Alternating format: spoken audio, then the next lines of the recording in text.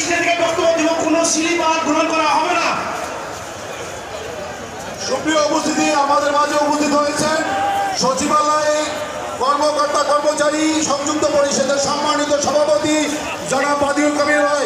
আমরা করতালির মাধ্যমে জনাব বাদিউল কবির ভাইকে স্বাগত জানাই। জনাব বাদিউল কবির ভাইকে আসন গ্রহণ করার জন্য অনুরোধ জানাচ্ছি।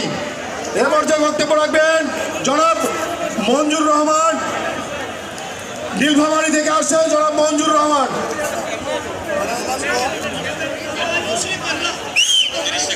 সংগ্রামী সাথী বন্ধুরা, এখানে বক্তব্য দেওয়ার জন্য অনেক সময় নিয়ে আসছিলাম, কিন্তু বক্তব্য দেওয়ার সেই সময় নয়। আপনারা জানেন বর্তমান যে সরকার আমাদের অবস্থান করছে, অনেক দফা দাবি থেকে এক দফা দাবিতে অধিষ্ঠিত হয়ে এই সরকার প্রতিষ্ঠিত হয়েছে। আমরাও অনেক দাবি নিয়ে এক দফাতে দাবিতে আসার ভিতর যদি গ্যাজেট না জারি হয়, তাহলে গোটা বাংলাদেশের যত সরকারি প্রতিষ্ঠান আছে এবং রেল, ট্রেন, বাস সবগুলোকে ক্লোজ করে দেওয়া হবে ইনশাল্লাহ। সবাই একসাথে যেই প্রোগ্রাম দেওয়া হবে, একসাথে সবাই লড়বেন, সেই শুভকামনা এখানে শেষ করছি। আসসালামু আলাইকুম ওয়া রাহমাতুল্লাহ।